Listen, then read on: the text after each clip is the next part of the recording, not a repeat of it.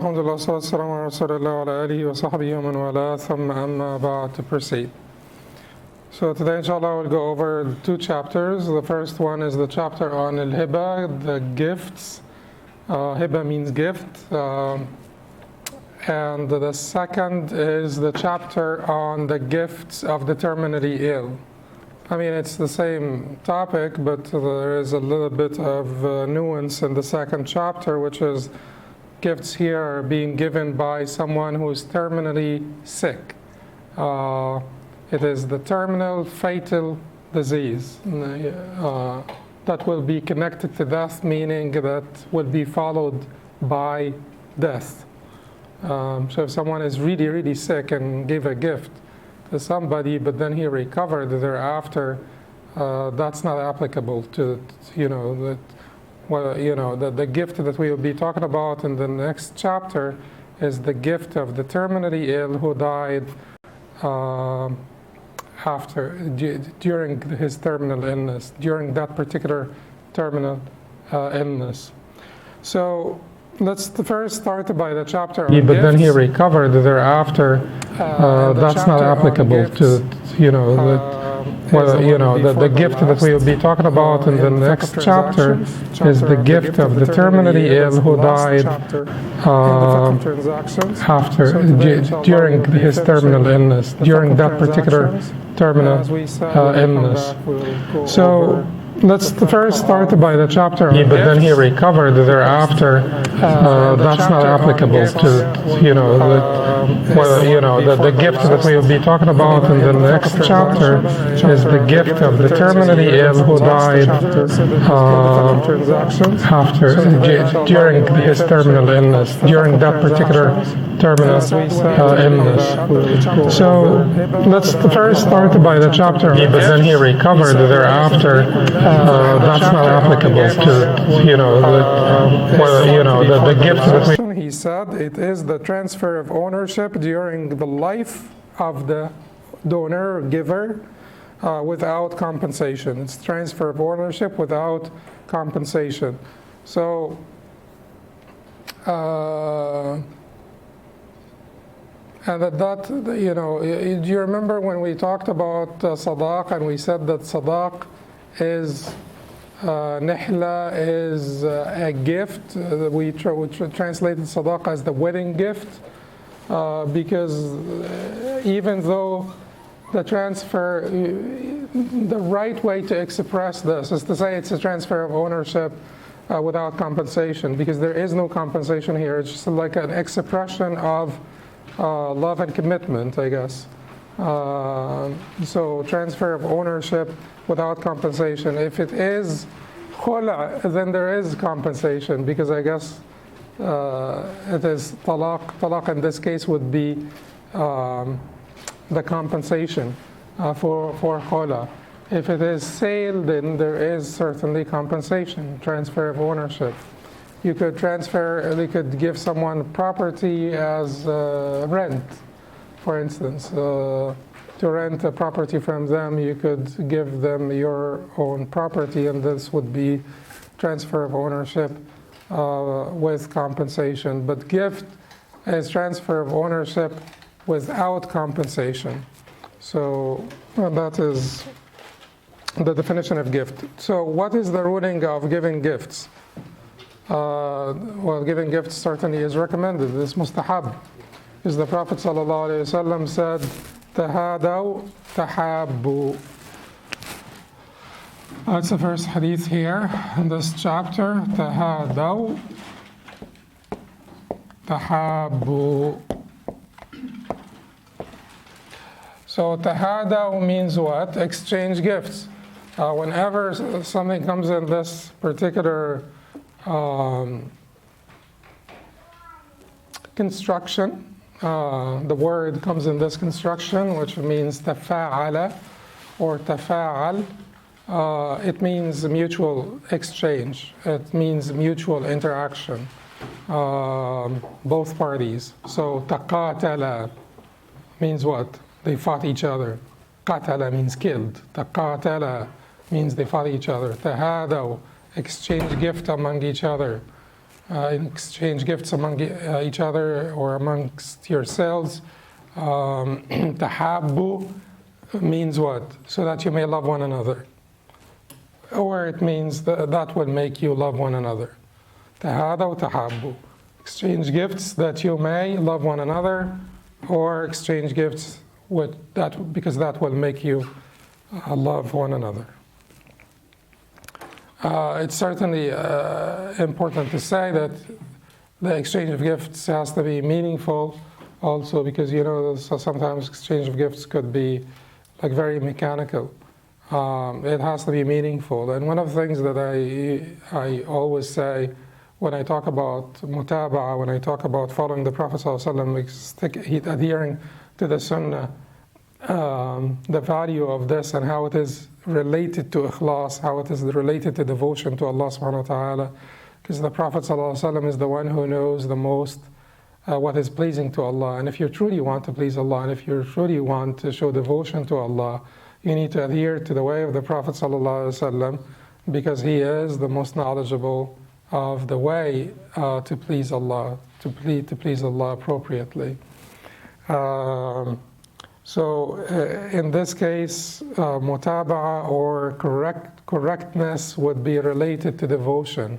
You can't really claim that you're devoted to Allah without working hard to be correct and to be compliant with the shara of the Prophet sallallahu alaihi wasallam. And I usually give this example that, like, sometimes when people give gifts, if you want to buy your mother a gift, for instance, some people can just go to any website and they pick anything and they just send it to their mother, and that will be it. Whereas other people will work harder to figure out what is going to be what she needs, what she likes. They ask around, they ask their siblings. Did you hear our mom say recently that she would love to or to have any particular thing, or that she would like to buy any particular thing? So that extra work, that extra effort to figure out what is exactly that you should buy as a gift is important, because it's about the symbolism. It is not about the value. Otherwise, a lot of people nowadays, in particular, to get them a gift, it's almost sometimes a burden, because they have to get you a gift as well.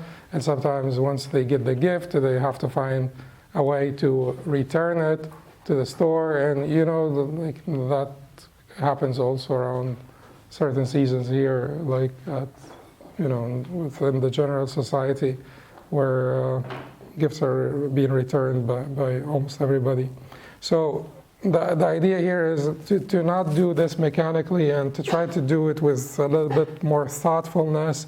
Try to figure out what could be a good gift that is symbolic and at the same time meaningful, and at the same time would be appreciated by the recipient. So that that exercise of kindness would bring about the desirable outcome, which is love.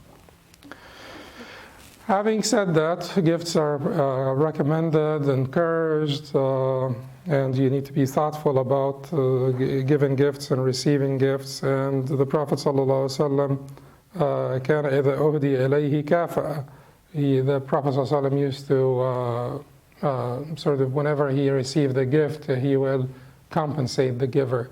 It doesn't have to be immediate, but at one point you put it in your mind that you want to compensate the giver. The fuqaha even say that not compensating the giver and not giving a gift back to the giver is a form of tatfif.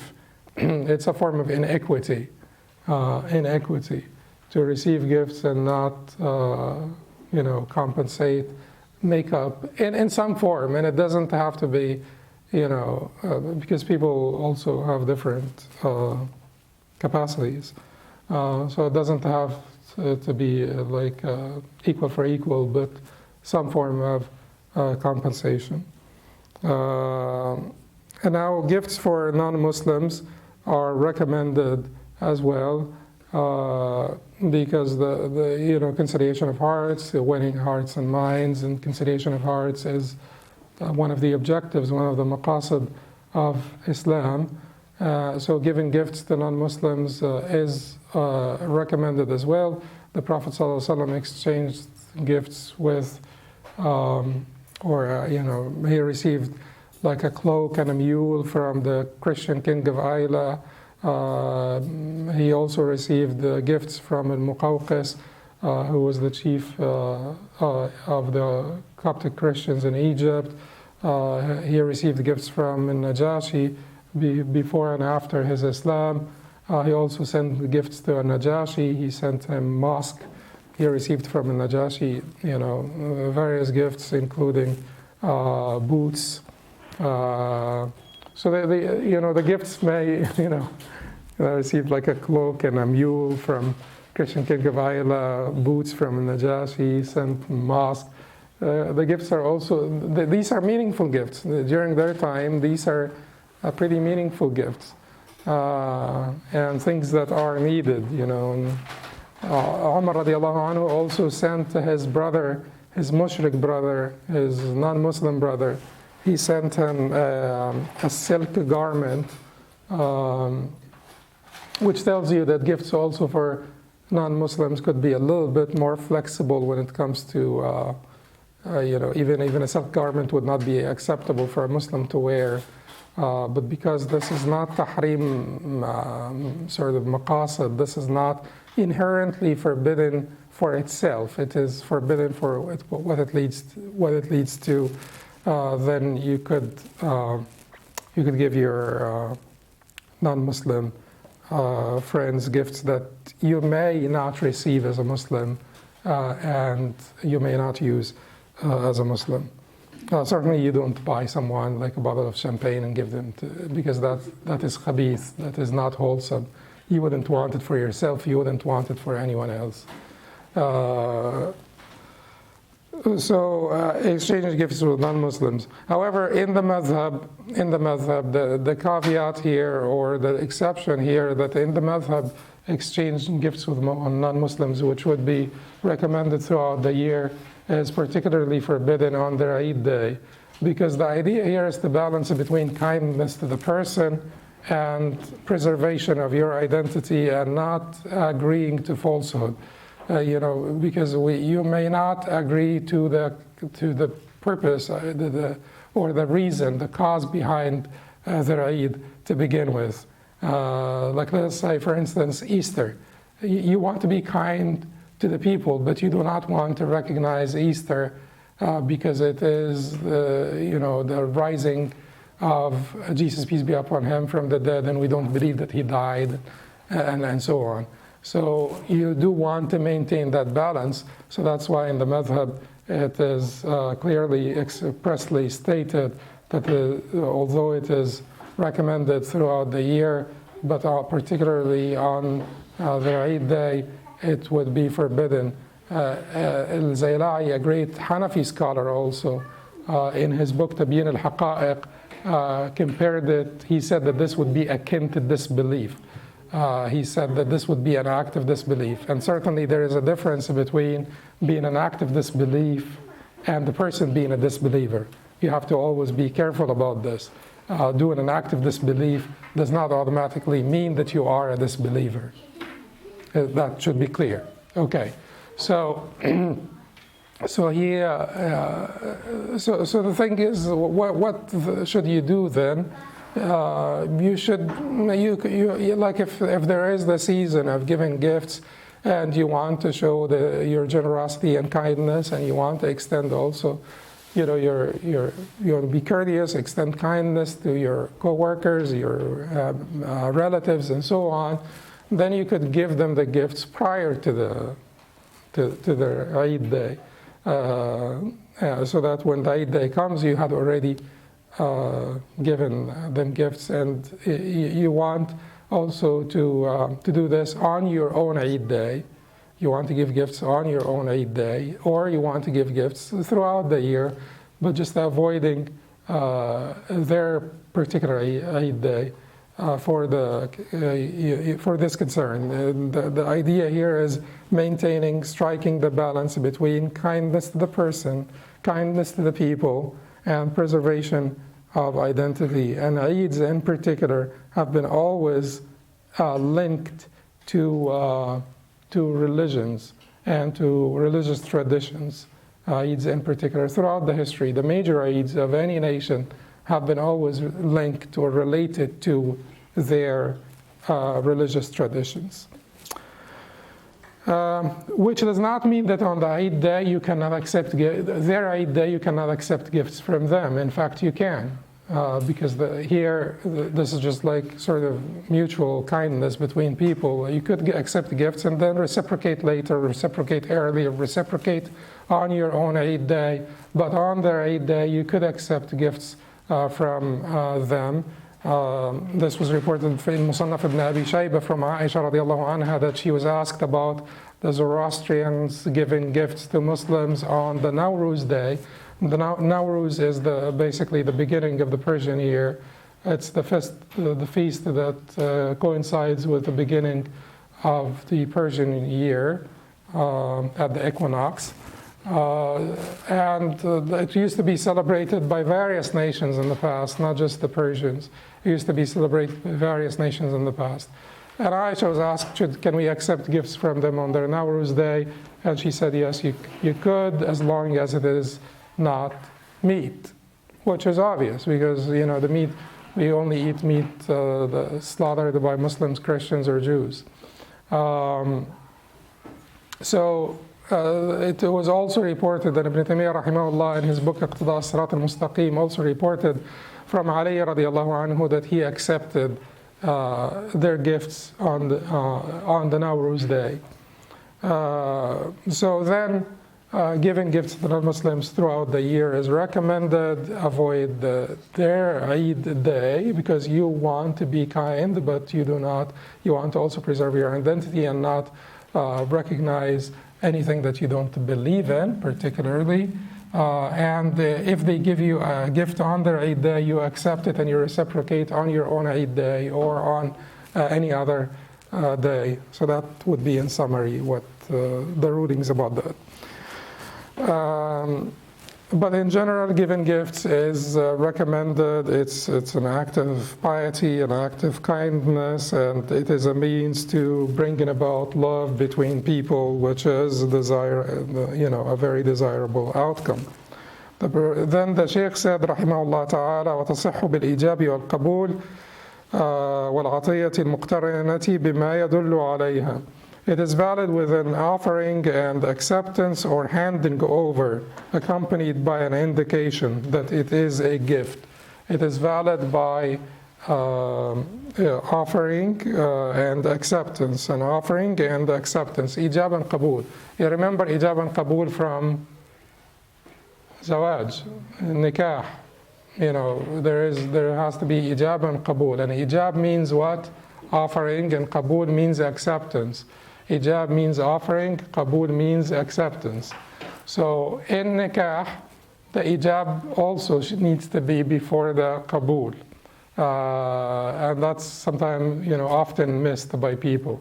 So you could do a demand and then offering and then acceptance, so that it does not look awkward or sound awkward.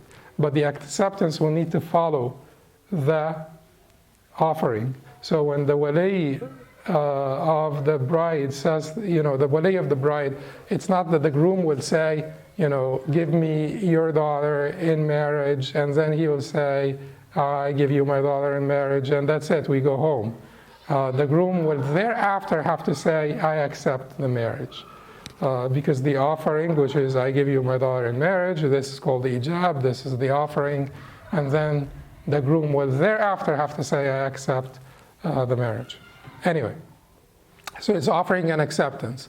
The hadiyah also is like this. So you give someone a gift, and you tell them this is a gift, and they say, I accept. But in the madhab, it clearly says والعطية المقترنة بما يدل عليها, or to hand it over with an indication, something to indicate that this is a gift. And uncertainty, it would be obvious, if it is a gift, it would be obvious. So to hand somebody over like a box, with ribbons or something, and it would, you don't have to say this is a gift for you, and then the recipient will not have to say I accept it.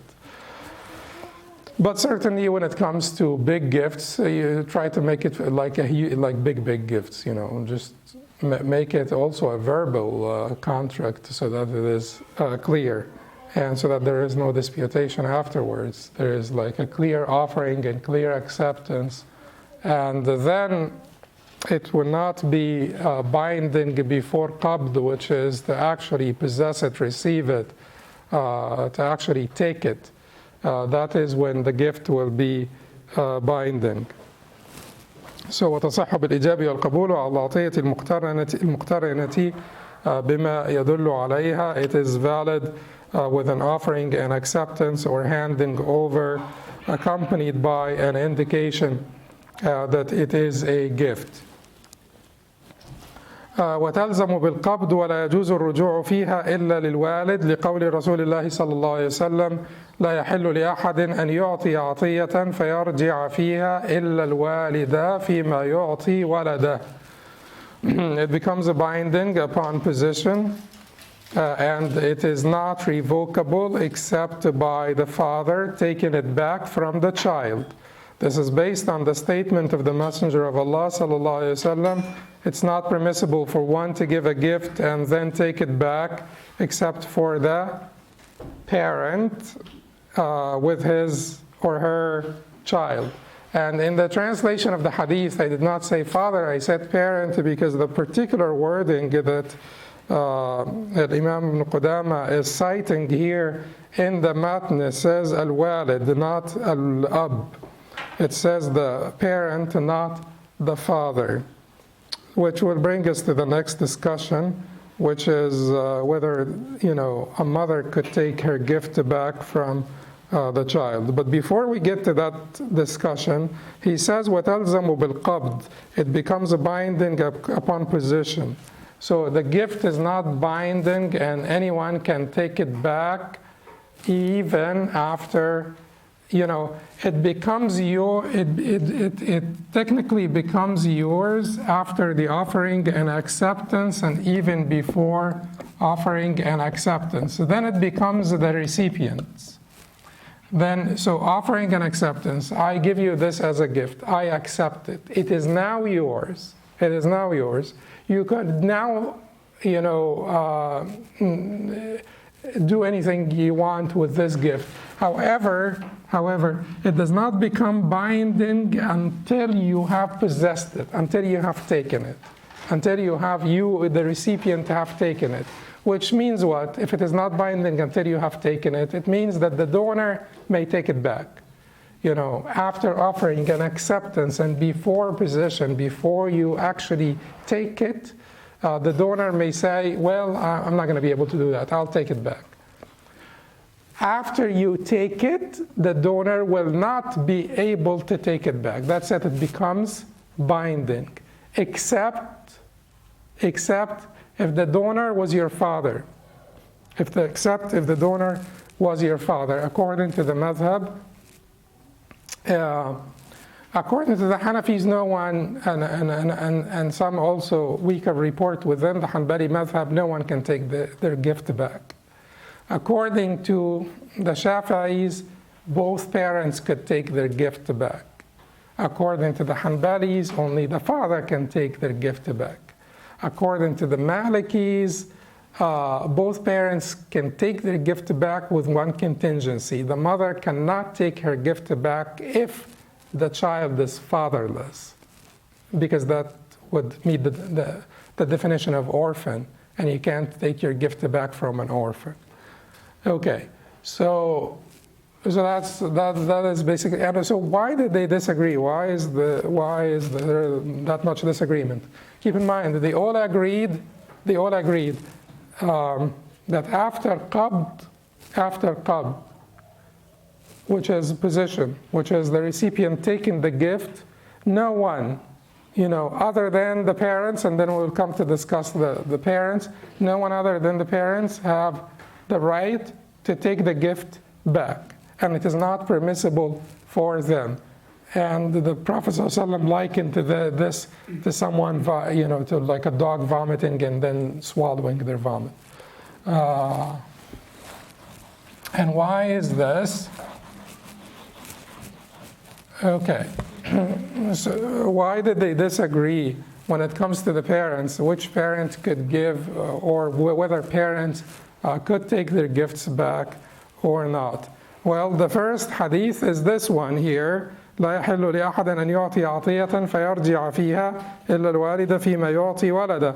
This was reported by Tirmidhi from Abdullah ibn Umar radiallahu anhu. It is not permissible for anyone to give a gift and then take it back except for the parent with his or her child. Except for the parent with his or her child. So why did the Hanbalis say that it is only applicable to the father? The Hanbali said it is only applicable to the father because the Prophet ﷺ said, أنت ومالك لأبيك. Because of this hadith, certainly this hadith, which is clear, but the hadith says the parent. The Hanbalis, they said it pertains to the father because the Prophet ﷺ said, أنت ومالك لأبيك. So anta means you, wa and maluk, wealth, your possessions, your wealth. Li'abik means belong to your father. And this is the wording of Ibn Majah. This is the wording of Ibn Majah. But what complicates this for the Hanbalis is that the wording of Abu Dawood says, أنت ومالك لوالدك. أنت ومالك لوالدك. So this would be you and your wealth, you and what you own, belong to your, what's walid? Walid is any parent. Walid is a parent. Ab, there is father. Is mother. Walid is parent. So the Prophet ﷺ said here, أنت ومالك لوالدك. There is also another hadith, إن أطيب ما أكلتم إن أطيب ما أكل الرجل من كسبه وإن ولده من كسبه. This hadith says here,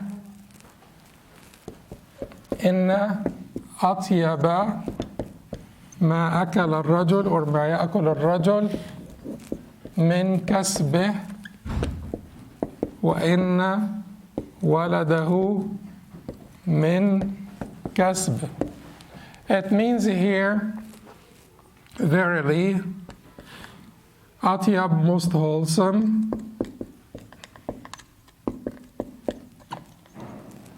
ما أكل, of what you eat or what you consume, the most wholesome of what you consume. What you consume. Because here it is not only eat, it's also dress or like you possess. What you consume. Here it says ما أكل الرجل, what a man consumes. What a man consumes. Min kasbihi is whatever he earns through his work. Kasbihi, whatever his earnings, his own earnings, or whatever he earns through his own work. Earns through his own work.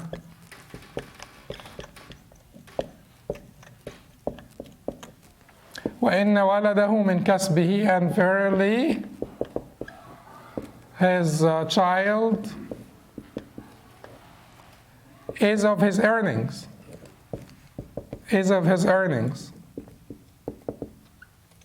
Okay. Many things we could learn from this hadith. We could learn like 200 things from this hadith, but a few things that we learned that pertain to this particular topic.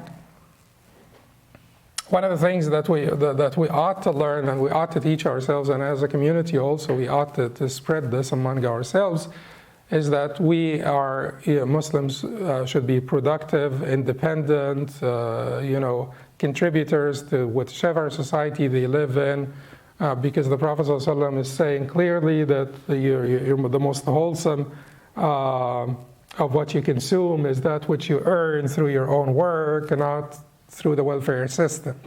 So that's quite obvious and reiterated by the Prophet ﷺ in many hadith and many occasions. But also what we could learn here is that وَإِنَّ وَلَدَهُ مِنْ كَسْبِهِ, and your children or his child is of his earnings, is that whether or not this will be true in this life, don't regret having kids. Sometimes you just you don't particularly if you feel that you're not being properly treated, your kids are of your earnings in this life and in the hereafter. So you will find whatever kindness you have done to your kids in your scale of good deeds in the hereafter. That's also of your earnings. So that is to encourage people, because nowadays it becomes hard for people. Like, people would rather just live their lives and not be bothered because kids are not as dutiful as they used to be in the past and all that stuff. But don't regret it, and they are your earnings. Whether or not this will apply to this life or will apply to this life in a material sense or not apply to this life at all, you will find your kids in your scale of good deeds, whatever kindness you have done them. The second thing that we want to say here is this hadith, because it says here a man, this is the wording of Abu Dawood, by the way. This is the wording of Abu Dawood. But the wording of Tirmidhi, which complicates things for us Hanbalis, is that the Prophet ﷺ said, "Inna atyaba ma akaltum," the most wholesome of what you consume, not al-rajul, a man consumes. Inna atyaba ma akaltum min kasbikum is what you earn through your own work. Wa inna awladakum min kasbikum, and your children are of your earnings. Your children are of your earnings. So anyway, based on the different wordings and the hadith, but based also on the fact that the father is the one who spends on the child, and the father is the one who has the general custody, which is al-wilaya al-amma, over the child, the general custody, and also al-wilaya al-maliyya, the financial custody over the child. All of these things belong to the father. Based on all of these factors, the Hanbali said that the father may take the gift back from the child even after the child had possessed it. Certainly that would not apply to the case where the child had already disposed of the gift, sold the gift, used the gift, ate the gift. So the father can't take it back in that case. But if the gift is still existent, still present, then he can take it back. If the gift grew, then he cannot take it back. If there is like an ama' munfasal, which is basically the gift accrued some profit that is separate from the gift, the father can take the gift back, and the profit would go to the child, because at the time the child possessed the gift, he was the rightful owner, the profit belongs to the child. But the father can take the gift itself back. But let's say the gift grew. So he gave him like a couple of goats and they gained weight. He can't take the goats back because he can't separate the profit. He can't separate the growth here from the goats. Anyway, so there are contingencies for taking the gift back, and it's not every one. But generally speaking, the father could take the gift back based on being the custodian, and based on these ahadith, and based on this particular hadith, إِلَّا الْوَالِدَ فِيمَا يُعْطِي وَلَدَهُ, except for the parent taking a gift back from his child or her child. The wording of the hadith itself would accommodate the mother. And because the wording of the hadith would accommodate the mother, and because the mother is most deserving of one's good companionship, the Shafi'i said the mother also can take the gift back from the child. If you remember, the Hanafi said no one can take the gift back after they give it. Remember that. And that's also a position in the Hanbali madhab, but like a weaker position in the Hanbali madhab. The Shafi'i said both parents can take the gift back. Hanbali said only the father can take the gift back in their authorized view. And the Malikis, they took a middle position and they said both parents can take the gift back, except that the mother would not be able to take it back if the child is fatherless, because that child is called orphan, and you cannot take a gift back from an orphan. So let's move to the next point here. This point is clear, I guess. والمشروع في عطية الأولاد التسوية بينهم على قدر ميراثهم لقول رسول الله صلى الله عليه وسلم اتقوا الله واعدلوا بين أولادكم. What's prescribed when giving gifts to one's children is to be equitable with them, and this means given on the basis of their shares of inheritance. This is based on the statement of the Messenger of Allah sallallahu alaihi wasallam, fear Allah and treat your children equitably. Welcome back, Al-Mulan.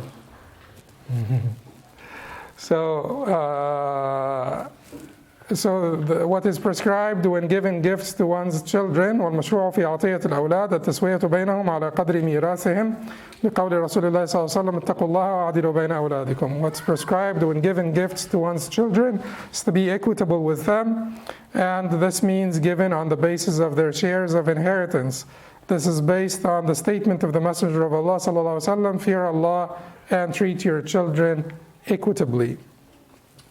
So equitable treatment of the children here would mean that if you give them gifts other than trivial gifts, certainly you're not going to get your son 2 lollipops and your daughter 1 lollipop. That would not make any sense. And that is clearly the Hanbalis say that other than small gifts, we're talking about major gifts here. So the Hanbalis are saying that when it comes to major gifts, you need to give, keep in mind, if you're going to distribute your inheritance before you die, then you ought to give it based on their shares of inheritance. That is, if you're going to distribute your inheritance before you die. But short of this, even if it is a major gift, the majority, so other than Hanbalis, they said that you need to give equal gifts to your sons and daughters. Equal gifts to sons and daughters. And that would be the majority. The majority are saying equal. The Hanbalis are saying 2-to-1 based on the shares of inheritance, other than small gifts, other than trivial small gifts, other than this, not the small, but the major gifts. Other than this, it needs to be based on the laws of inheritance. That's one position in the madhab. The other position in the madhab would be like the majority.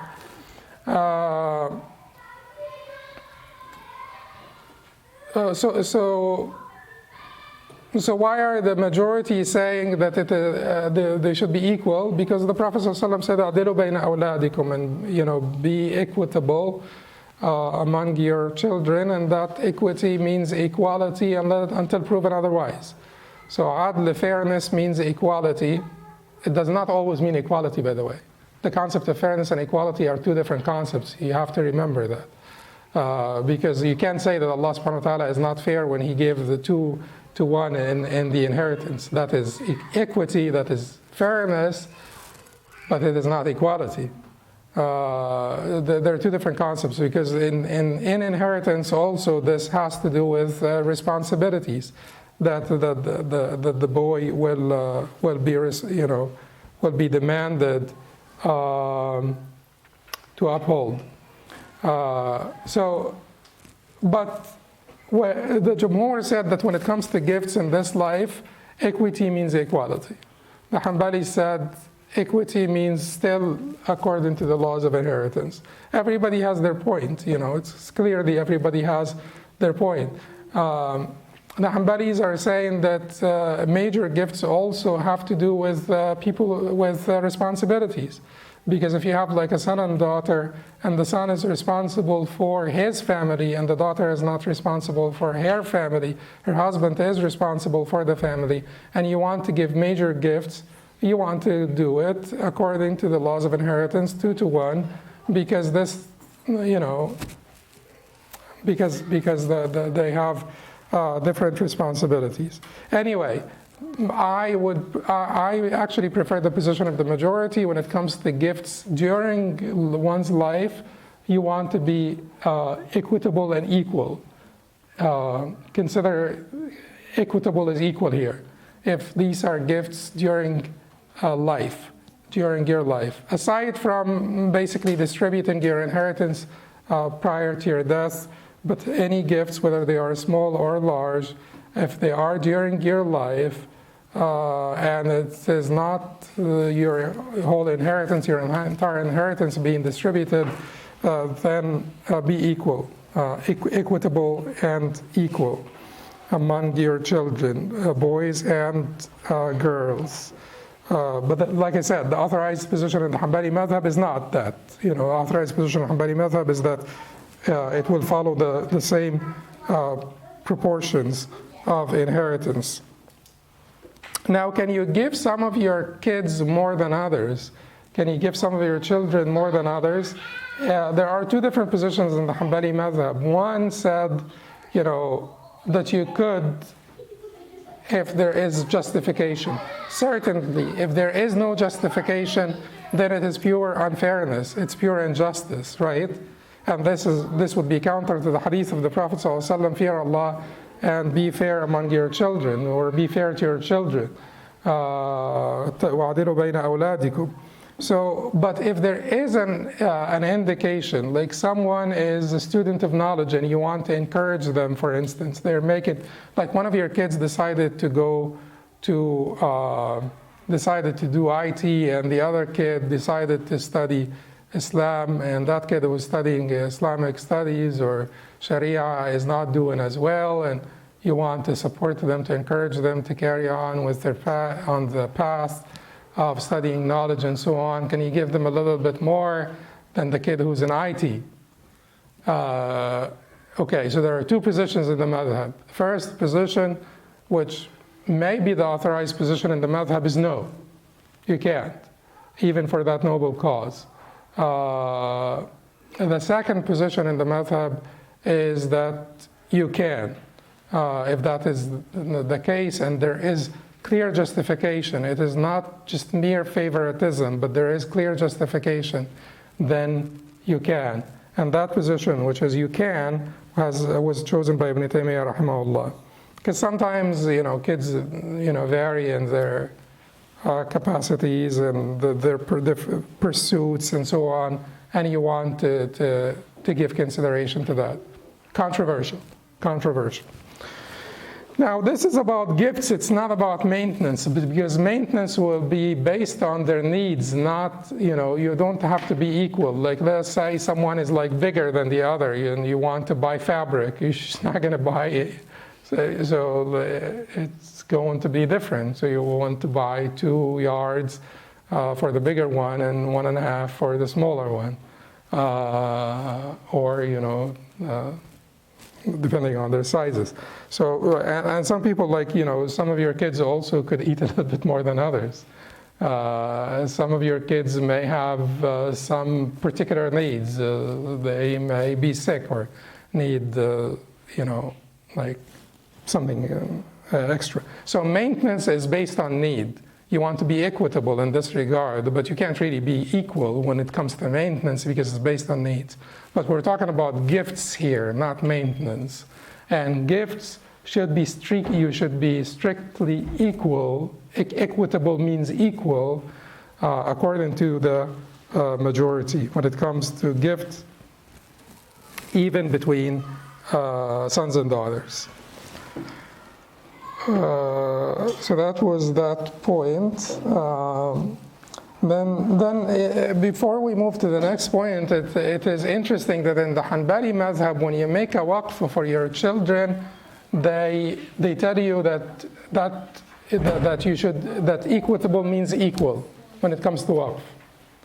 In the Hanbali madhab, when it comes to waqf, they have 2 points that may sound a little bit surprising, given that they said that any major gift should be divided according to the proportions of inheritance. When it comes to the waqf, they said no.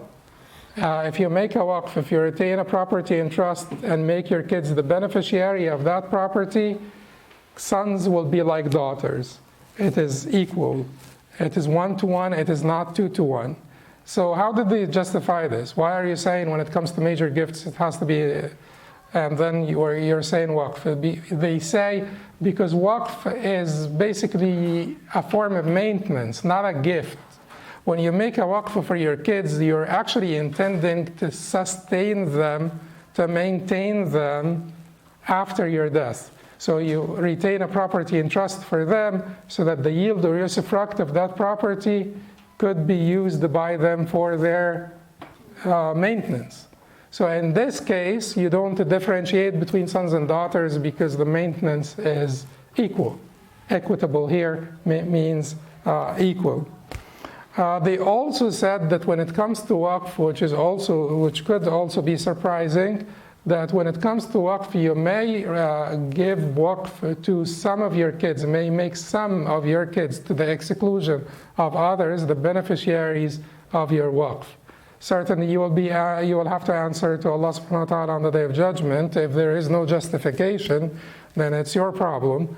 But if there is justification, like some of the kids may be less competent, less capable, they may have particular illness, they may have particular limitations, whether mental, emotional, etc. They may have particular limitations. And in this case, if you want to leave something for those kids, you can't give them part of the wasiyah, the bequest, unless it is approved by the other inheritors or heirs. And they may recant that approval also. So if you want something that is sure, like you have a child, for instance, that has some limitations, and you want to leave something for them, your only way as a parent to do this is to make a waqf on their behalf and make them the beneficiaries of that waqf. Retain a property in trust and make the particular kid or those particular kids the beneficiaries of that trust. Now, keep in mind, if you're doing this out of favoritism and out of just not, without proper justification, you will answer to Allah on the Day of Judgment. It's between you and Him. But if you have a proper cause for this, then it would be legitimate in the madhab. Okay. And as we said, when it comes to waqf, the default, other than the case where there is a particular need whereby you are, or for which you are favoring some of your kids over others, but the default is equality, and the default also is equality between sons and daughter. The proportion here would be 1-to-1, not 2-to-1. Then the Sheikh said, وَإِذَا قَالَ لِرَجُلٍ أَعْمَرْتُكَ دَارِي أو هي لك عمرك فهي له ولورثته من بعده وإن قال سكناها لك عمرك فله أخذها متى شاء. If one person says to another, I give you my house for life, or it is yours for life, then it belongs to the recipient and his or her heirs. If the person says, you may live in it for life, then the benefactor may take it back whenever he or she pleases. Okay, so we're not going to talk about al-Ruqba, we're going to talk about al-Umra only. Al-Ruqba is basically, al-Ruqba is like al-Umra, it will still go to the donor according to the Hanbali madhab. But anyway, let's talk about al-Umra. Al-Umra, not al-Umra as in, the lesser pilgrimage, But al-Umra means to say to someone, I give you this for life. I give you this house for life, which is أعمرتك داري, or عمرك, or حياتك, or متى عشت. Which means that it is not just when you say أعمرتك, it is also when you translate it to any other word, which means if you say it in English, it will also apply. Because someone may say that this has to do with a particular Arabic word, a particular Arabic urf, and so on. But even translating it in Arabic, or not translating in Arabic, but the synonyms will result in the same rulings. The Arabic synonyms of Umrah will result in the same ruling. Therefore, the English translation will result in the same ruling. So when you say to someone, this house is for you forever, or for your life, for life, or حياتك عمرك متى عشت, etc. Then it becomes for that person and for the heirs of that person. It goes to that person and to the heirs of that person, his offspring. We have two different hadith here. We have a lot of disagreement here. We have two different hadith and we have three different scenarios. What are the two different hadith first? Let's get the two hadith first here and then talk about the three different scenarios. One hadith, both hadiths are from Jabir, by the way, and both were reported by Muslim. One of them was also reported by al-Bukhari. But let's say Muslim from Jabir. One hadith said, أمسكوا عليكم أموالكم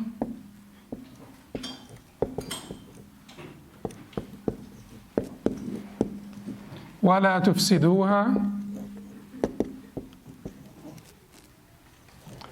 فإنه من أعمر, or كما قال, من أعمر عمرة فهي للذي أعمر ولعقبه.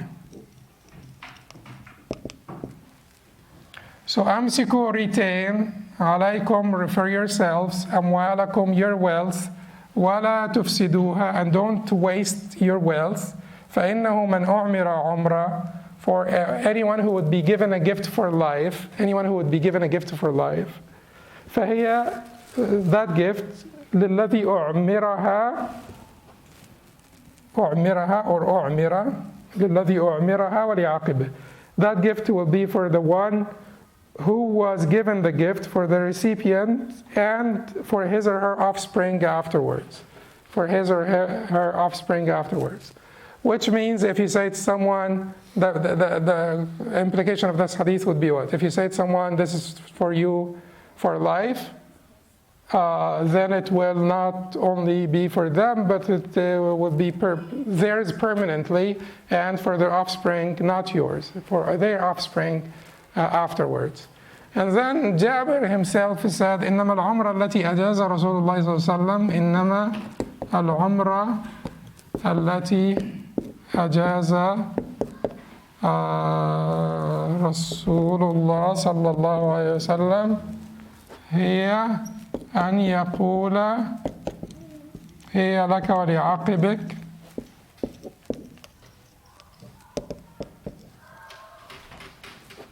أما إذا قال هي لك ما عشت فإنها ترجع لصاحبه.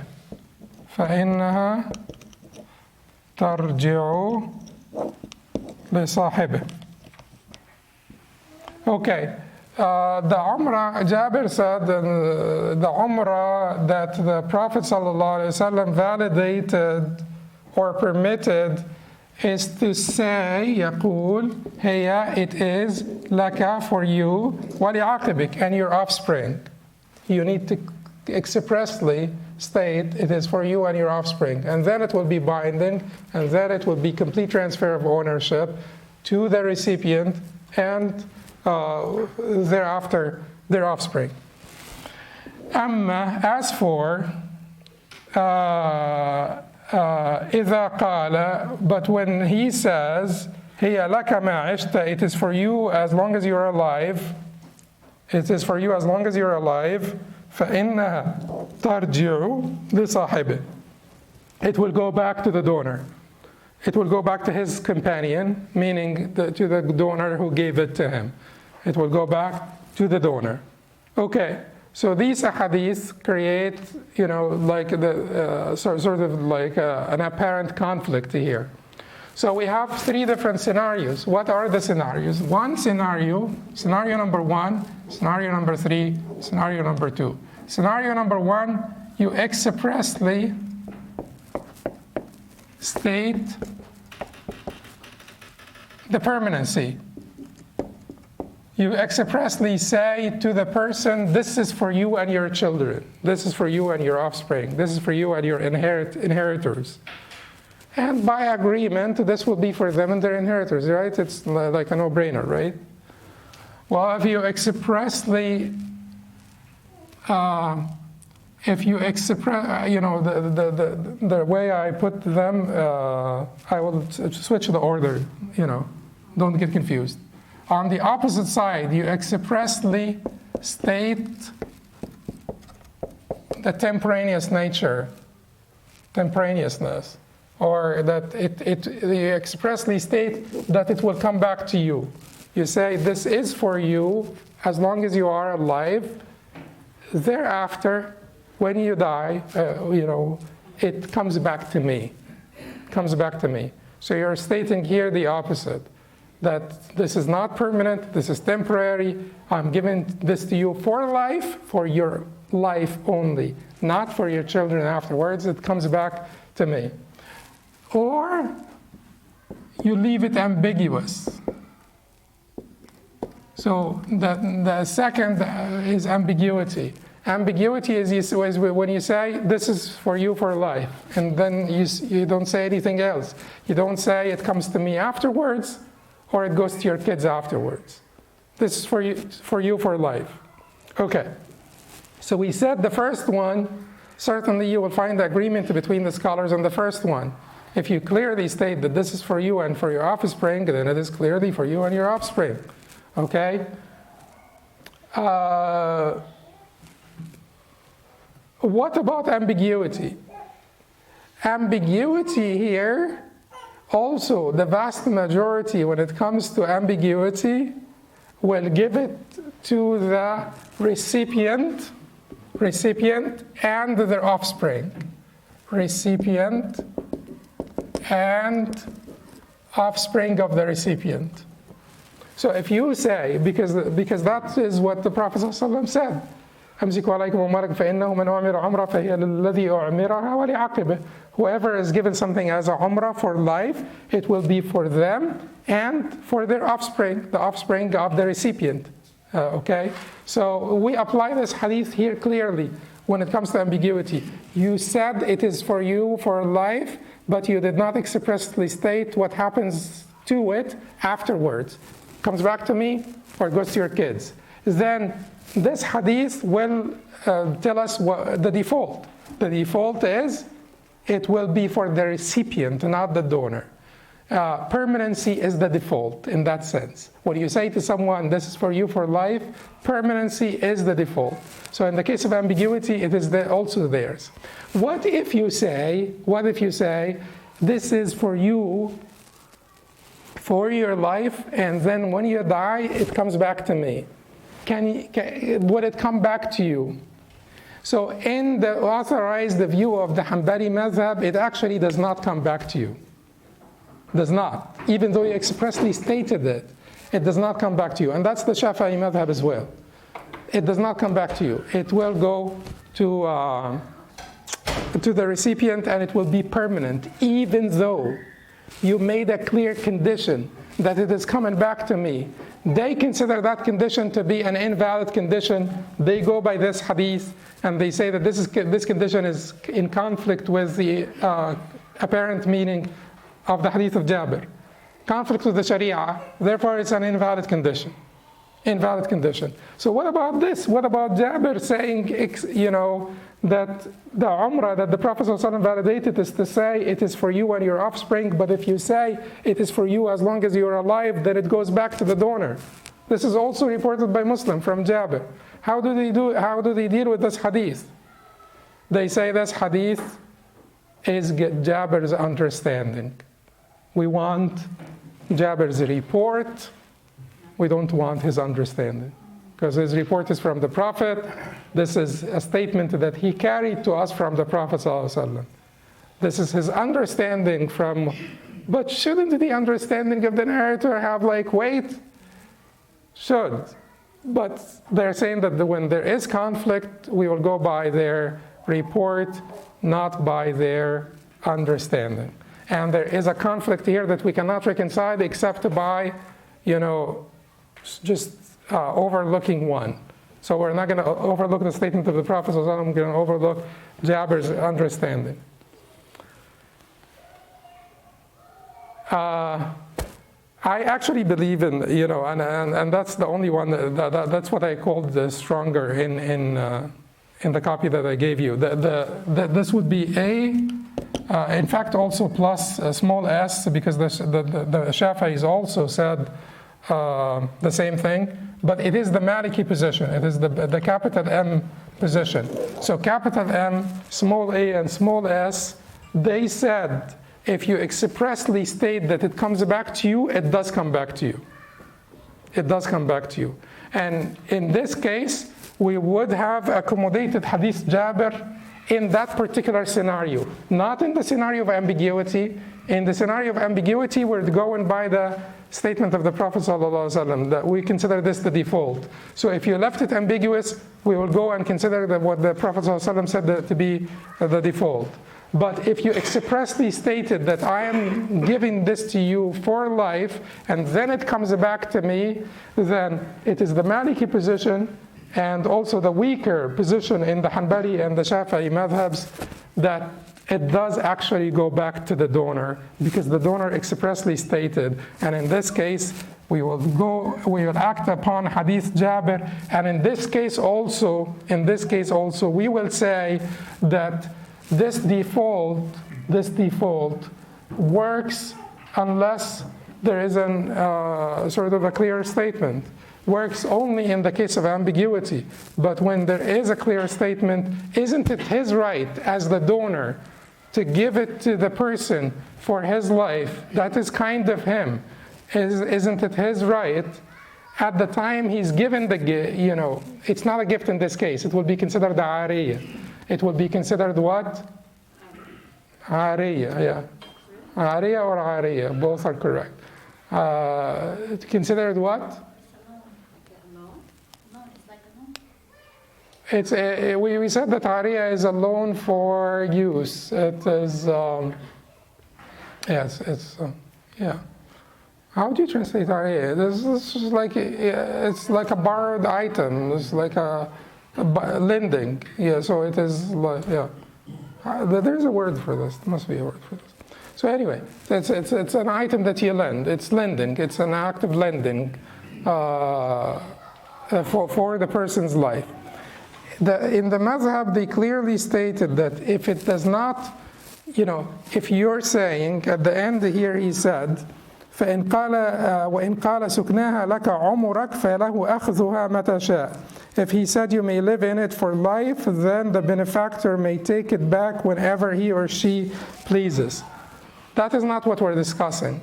We're discussing if he gave him the property, not the usufruct, not the yield, not allowed him to use it. If he clearly says, you may live in it, not this is for you meaning I'm giving it to you, But if he only says, this is my apartment, you may live in it for life, then all of them will agree that this is not a umrah. This is basically allowing you to live in that apartment. So giving you what the usufruct, the usage, the utility of that apartment without the ayn, the property itself. And I hope that this is clear. That's it. That's it for this chapter. Any question, anything ambiguous here that needs clarification? Otherwise, we will come back and do the questions and answers afterwards. But anything that, yes? In the opinion that you chose, who's responsible for it? Oh, it's certainly, in the, which opinion? The Maliki and Shafi'i? The minor opinion in the madhab. If something was damaged with it? It will take the ruling of the Ariya. So the user of the Ariya is not responsible except if in the case of ta'addi or tafreet, negligence or transgression. So doesn't that really clearly change the word of the gift, the way that the Prophet we are saying here that this is not a gift. We're saying here that since the person expressly stated that it comes back to me, then it is a Ariya. Then he intended this act not to be gifting, but to be lending. Because a gift is not to be taken back. A gift is permanent. But if you say to someone, this is for you for life, the Prophet ﷺ is saying by default this is a gift. But if I say, this is for you for life, and then it comes back to me, should I be judged by the default? Or should I be judged by my expression, my clear expressed statement? I believe, I can't wrap my head around the authorized Hanbali and Shafi'i view, because we're given defaults only active in the absence of expressly stated conditions. But if someone expressly stated, it is my right, it is my property, I am giving it to you for your life, and then I want it back, should I be able to say that? I believe I should be able to. The main Hanbali and Shafi'i view in this case is, no, that my condition will be invalid, and it will be for you, it is yours permanently, and for your children afterwards. But like I said, the Maliki, minor Hanbali, and minor Shafi'i positions would say that my condition would be respected. It comes back to me. We will take 7 minutes and then come back for the next chapter, inshallah.